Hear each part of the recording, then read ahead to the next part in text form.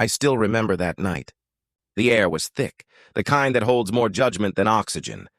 I was driving down 3rd Avenue, slow, careful, tired.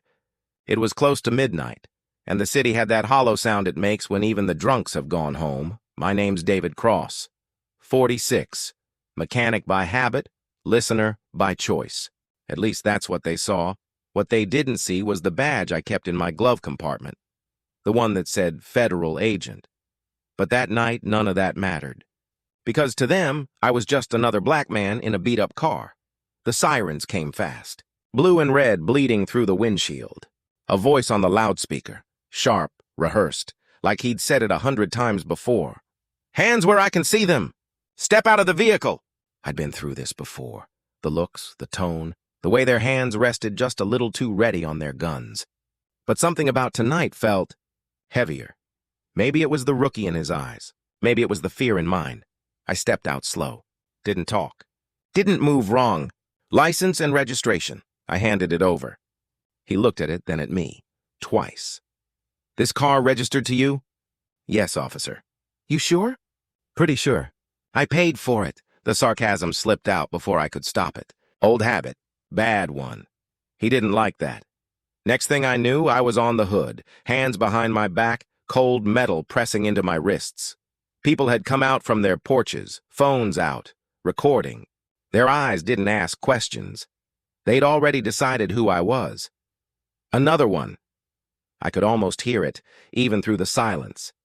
"You matching a description," the officer said. "I bet I am," I muttered. He didn't laugh. "They never do." They searched the car, every inch of it, until one of them found the small black case in the glove compartment. "What's this?" "Open it," I said. He did. And when he saw the badge inside, the same kind they wore, the color drained from his face.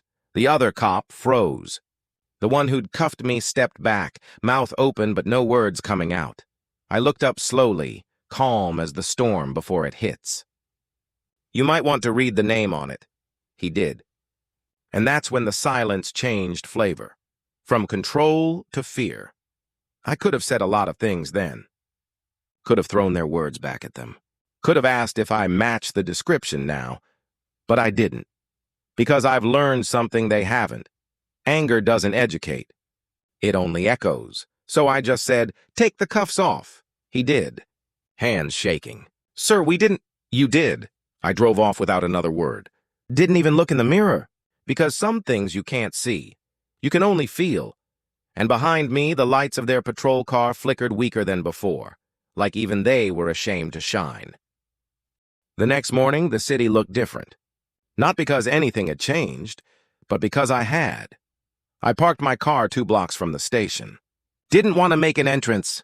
Didn't want a scene. They'd called me, said the words that people like to say when they realize they messed up. "Mr. Cross, there's been a misunderstanding.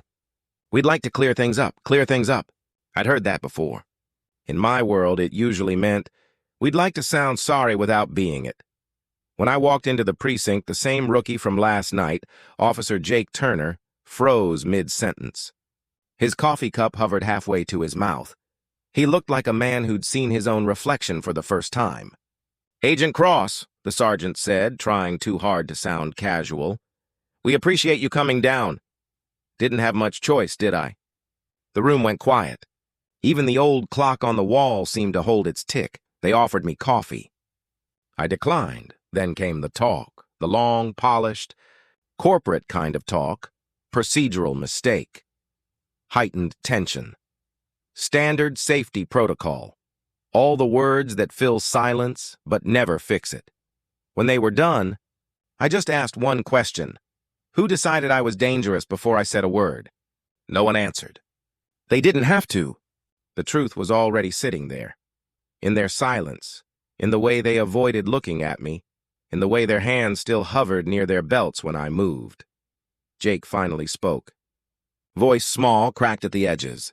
"I was just doing my job, sir." I looked at him, really looked. He couldn't have been more than 25. Still had that nervous energy of someone trying too hard to prove he belonged. "Doing your job's not the problem," I said. "Forgetting what that job is, that's the problem." He swallowed hard. Didn't argue. Didn't apologize either. As I left, the sergeant called after me. "We're sorry for the inconvenience, Agent Cross." Inconvenience. That word again. Like what happened was a traffic jam, not a humiliation. I stopped at the door and turned back. "You didn't inconvenience me, Sergeant. You inconvenienced yourselves because one day, the man you mistake for a threat might be the one sent to protect you." And then I left. Outside, the air felt lighter, not because I was free, but because I'd already decided not to carry their guilt. People on the street moved like nothing had happened. They didn't know, didn't care. The world keeps spinning, even when your name's still stuck in someone else's mouth. That night, I sat by my window, watching the city lights blink in the distance. The badge lay on the table, a piece of metal that suddenly felt heavier than it used to. Part of me wanted to let it go, to disappear, to stop walking into rooms that looked at me before they listened to me. But another part, the part that remembered every man who never got to prove his name, told me I couldn't. At midnight, my phone rang. A voice from headquarters. "Agent Cross, we need you at Division 3 in the morning. There's been a complaint against the 9th Precinct. Internal Affairs. They want you to lead the review." I stared at the phone for a long time. Same precinct. Same people. Same faces that had called me boy 12 hours ago. Maybe fate had a sense of humor. Or maybe justice did. Either way, I wasn't laughing.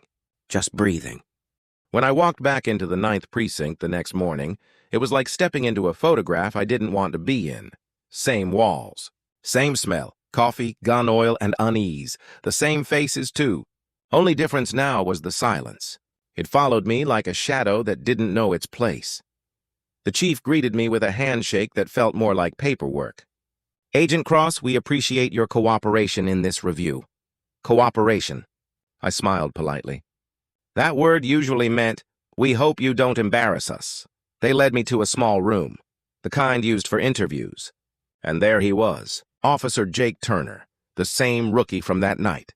The same nervous hands now trying to hide under the table. He stood when I entered. "Didn't meet my eyes, Agent Cross," he said quietly. "I didn't expect to see you again." "Most people don't expect consequences," I said. He winced, didn't speak. I sat down across from him. The chair creaked, that kind of sound that fills space when truth's about to enter. "You're not under investigation, officer," I said calmly. "You're under review." "There's a difference." "What's the difference?" "One looks for guilt. The other looks for growth." He looked up then. His eyes were red, not from anger and from sleeplessness. "I messed up," he whispered. "Everyone saw it. Everyone recorded it. I keep hearing the sirens in my head every night. Not because I'm afraid of losing my job, but because I realized I don't even know why I reacted that way. That caught me off guard. It wasn't an excuse, it was an admission. Rare thing, that. "What do you mean?" I asked. He hesitated. "When I saw you that night, I didn't see a man. I saw danger, and I can't even tell you where that image came from. I just know it was already there." The room went quiet again. I could feel the air thick with honesty, that kind that hurts more than lies. "Fear?" I said softly. "That's what it was. Not hate, fear," he nodded. "Yeah. You think fear makes you innocent?" "No, sir." "Good. Because it doesn't. But it does make you human." He looked at me then. Really looked. Like he'd never been given permission to be flawed before. "I don't know how to fix it," he said. "I can't take it back." "You can start by not running from it," I replied. "Face what you fear. Understand it. You can't protect people you're afraid of." He took a long breath, like a man learning how to breathe again. "Why aren't you angry?" he asked suddenly. You could have ruined me, I thought for a moment. Because if I let anger decide what's fair, then I'm no better than the people who judged me. He blinked slowly, absorbing it like medicine that burned on the way down. When the interview ended, he stood up and saluted me, awkward, unsure, but sincere. "Thank you, sir." "Don't thank me," I said. "Just make sure the next man you stop doesn't have to go through what I did." He nodded. Didn't promise, didn't swear, just nodded. And for the first time, I believed it. As I left, I glanced at the two-way mirror. Behind it, the chief and his team had been watching. I could tell by their faces. They weren't expecting a lesson. They were expecting revenge. Too bad. That's not my kind of justice. That night I walked home under the streetlights.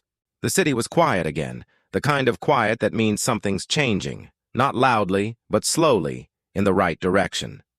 The call came just before sunrise. Those are the hours when the world feels half-honest. Too early to lie, too late to pretend. The voice on the other end was clipped, businesslike. Agent Cross, Internal Affairs. You're being assigned to Division Review, case number 77, 9A. I didn't need to ask what division that was. The number said it all. A, the 9th Precinct. The same men who cuffed me. The same floor where fear smelled stronger than coffee. By 8 a.m., I was back inside their walls. This time not as a suspect, not as a man who matched a description, but as the one who would read the descriptions out loud. It felt strange. Not powerful, just heavy power never sat right with me. I'd seen what it did to men who mistook it for worth. The chief's face was tight, the color of unspoken panic. Agent Cross will provide full cooperation. This internal matter doesn't reflect our department's values. They always say that, right before you find out what their values actually are. They led me into a briefing room. On the table, 3 case files all marked use of force, pending review, 3 incidents. 3 lives turned into paperwork. One stood out. Marcus Hill. Male, 29. Stopped, restrained, hospitalized. Charge dismissed. No apology. No report filed. I flipped to the last page and froze. The arresting officer, Jake Turner. I stared at the file for a long time. Part of me wanted to believe it wasn't what it looked like. That maybe Jake had changed. That maybe my words had reached him, but paper doesn't lie. Only the people who sign it do. I asked to see the footage. The room darkened as the monitor flickered on. Grainy, black and white, time-stamped 2 nights ago. A streetlight. A man walking home, then sirens. Commands shouted too fast to be heard. Marcus raised his hands. They still tackled him. The camera shook, and through the blur, I caught a glimpse of Jake's face. Tense, uncertain, but not cruel. More like a man caught between duty and dread. Then the screen went black. Body cam malfunction, the tech said. Footage cuts there. Convenient.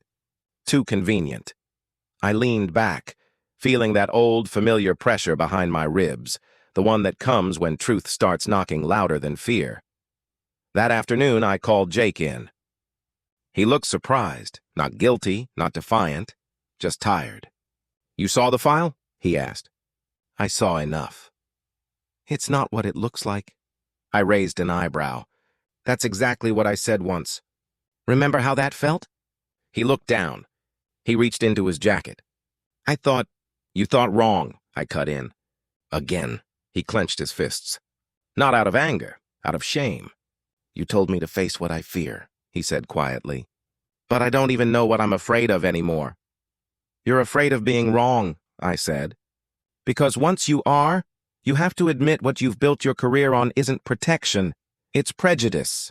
He didn't argue, didn't move, just stared at the floor like it might open and swallow him. I could have written the report right there, could have ended him, but I didn't. Instead, I said, Marcus Hill's still in the hospital. You're coming with me. What for? Because you owe him the truth. Not me. That evening, as the city turned gold in the sunset, we drove in silence. Jake behind the wheel, me beside him. 2 men sitting on opposite sides of the same mistake.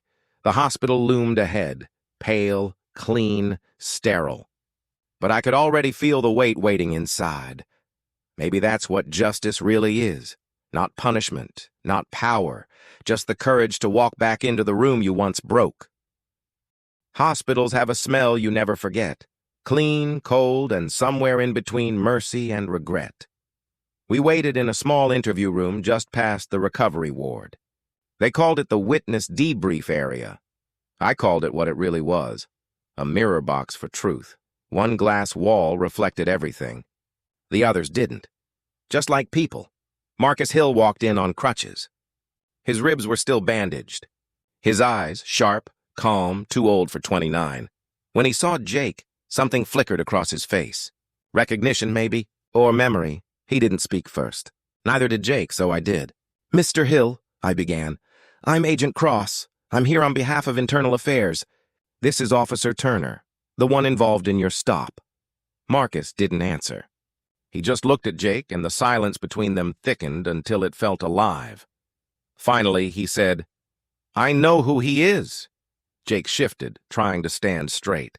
But guilt bends the spine in ways no uniform can fix. "Mr. Hill," he said quietly, "what happened that night?" "Wasn't supposed to?" Marcus raised an eyebrow. "Neither was this," he said, tapping his chest lightly over the bandages. Jake's jaw tightened.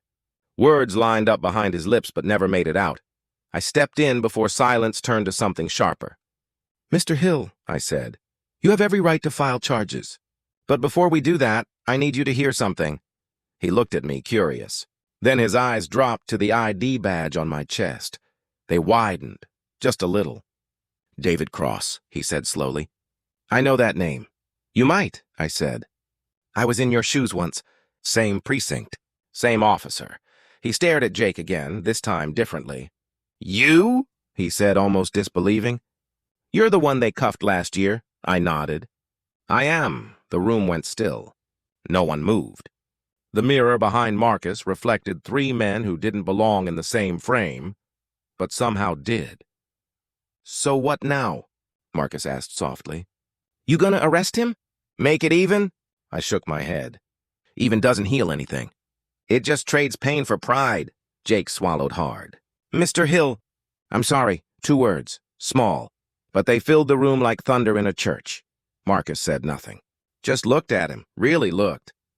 And in that moment I could tell he was deciding between justice and peace. Then he sighed. Deep, tired human. "You ever been wrong so fast it scared you?" Marcus said quietly. Jake nodded. "Every day." Marcus leaned on his crutch, walked slowly toward him, and stopped just close enough for truth to pass between them. "Then stop letting fear choose for you." He turned to me. "You taught him that, didn't you?" I smiled faintly. I just reminded him he already knew. As Marcus left, he stopped at the door. Didn't turn around when he said it, but we both heard every word. "You don't owe me an apology, officer. You owe it to the next man you meet." And then he was gone. Jake stood there, eyes fixed on the mirror. But I knew what he was really looking at wasn't his reflection. It was everything he didn't like about it. He whispered, "He should have yelled at me." He didn't," I interrupted. "Because forgiveness isn't weakness. It's what keeps men like us from becoming the thing we fight." I gathered my files and headed for the door. Jake stayed behind, still staring at the mirror. As I walked out, I caught our reflections, side by side, older and younger, both marked by the same mistake, and maybe the same redemption. It was close to midnight when I heard the knock. Soft, hesitant, the kind of knock that belongs to guilt, not visitors. I already knew who it was. Some people you just feel coming. When I opened the door, Jake stood there, still in uniform, eyes red like he hadn't blinked in hours. He looked smaller somehow, like he'd been shrinking under a weight only he could see. "You shouldn't be here," I said. "I know." He hesitated, then held out a small envelope. "I need to tell you something, and I need you to hear it from me before the system buries it." We sat in the kitchen. The light above us flickered, that cheap bulb hum that fills the space between truth and lies. He placed the envelope on the table. Inside were 2 photos, grainy, time-stamped, taken from a patrol car dash cam. The first showed Marcus Hill standing still, hands raised. The second, Jake's superior officer, Sergeant Doyle, hand gripping his gun first. Jake's voice shook. "He told me to cuff Marcus, said, 'Don't wait for him to move, they always run.' And I did it. I followed the order because that's what we're trained to do. And now I can't stop seeing that moment." He looked up, eyes wet. "I told myself I was just doing my job, but truth is I was too scared to say no. I didn't speak right away. There are some silences you have to let breathe before words can live in them." "Fear's a dangerous supervisor," I said quietly.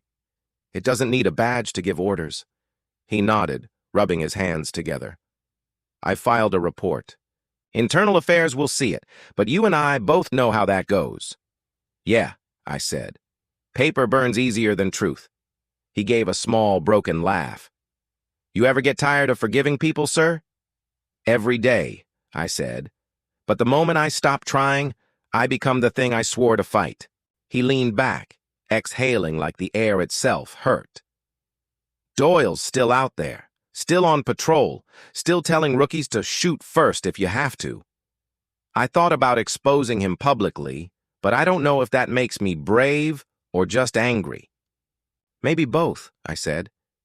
The trick is choosing which one drives the car. He fell silent. The kind of silence that builds behind your ribs and won't leave until you exhale everything, even the things that hurt. Then slowly, he said it. I almost quit today. Why didn't you? He looked up. Because of you. Because if you can walk back into this place after what we did to you, then I can face what I did to him. That stopped me cold. Jake, I said softly, what you're doing isn't easy. It's not supposed to be. The system only changes when the people inside it decide to stop hiding. He nodded, wiping his face. I don't want to hide anymore. As he stood to leave, he hesitated at the door. Agent Cross, he said, quietly, what if the truth costs me everything? I looked at him, and for the first time, I didn't see a scared kid or a guilty man. I saw someone finally free. Then it's not a cost, I said. It's the price of becoming who you were supposed to be. After he left, I sat alone at the table. The envelope still there. The photos staring back at me like ghosts that wanted closure. Outside, the city hummed. Cars passed. A siren wailed somewhere far off, a sound I used to hate, but tonight it felt different. Not a warning, not a threat, just a reminder that sometimes the noise means someone's still trying to help. They say history doesn't repeat. It just whispers until someone listens. That night, I heard it whisper again. The rain had been falling since evening, a slow drizzle that made the city glow like a photograph left too long in the dark room. I was driving home from the station when the radio cracked to life. Dispatch, Unit 12 requesting backup. Possible armed suspect near Riverside Bridge. The voice froze me mid-turn. It was Jake. For a second, the sound of his voice pulled me backward. To that night months ago.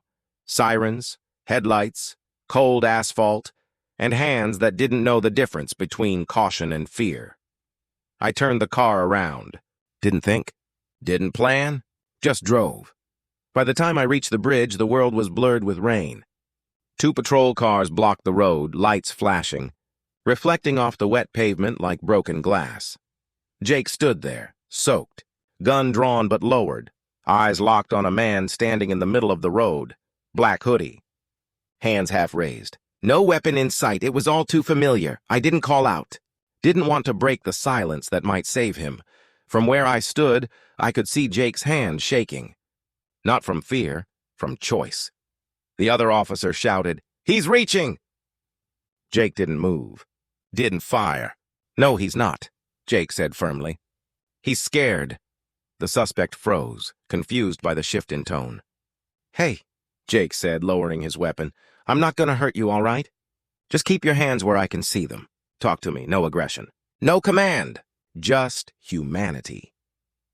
The man, later we'd learn his name, was Andre Lewis, a college student walking home with a broken umbrella, looked between the 2 officers, then slowly reached into his jacket and pulled out a wallet. Rainwater dripped from his hands as he held it up. "It's just my ID," he said. The silence that followed was deafening. Not from fear, but from realization. Jake holstered his gun, stepped forward, and helped Andre zip his soaked hoodie. "Sorry," Jake said quietly. "You shouldn't have had to go through that." I stood by the patrol car, hidden by the rain, watching the scene unfold like a rerun rewritten the right way. For once, the sirens didn't sound like accusation. They sounded like redemption. When it was over, Jake turned and saw me through the mist. He didn't speak. Didn't have to. The look said everything. This time I chose right. I nodded once, just once. because words would have ruined it. Later, at the station, the report came across my desk.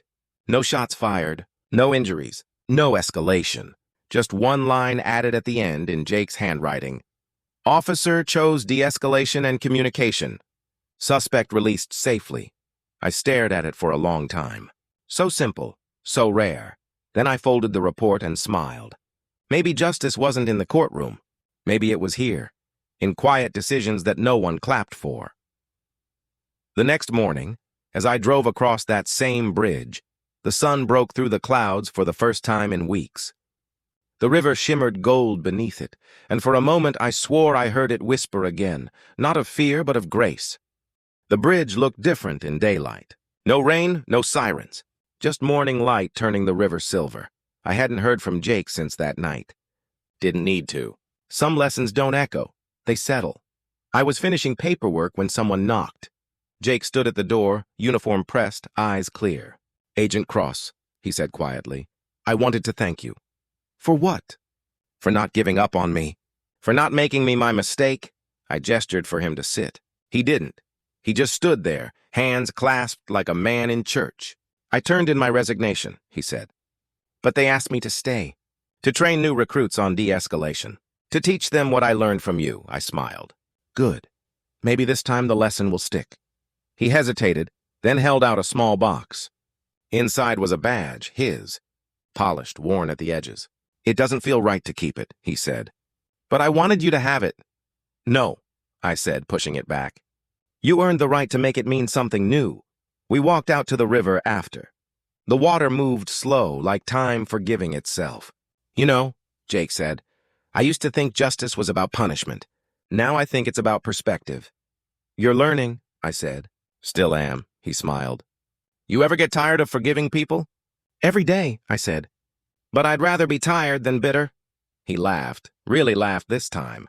The sound was lighter than the air, and in it I heard something I hadn't in a long time: peace. When he left, I stayed by the water. Watched the ripples fade until the surface went still. Then I saw my reflection, older, slower, but finally, calm. The radio on my desk crackled from the car nearby. A rookie's voice came through, uncertain but respectful. "Dispatch, we've got a man walking near Riverside. Not sure what he's carrying." Pause. Then Jake's voice, steady, patient. "No weapons drawn. Let's talk to him first." The corner of my mouth lifted. Maybe justice didn't die. Maybe it just grew quieter.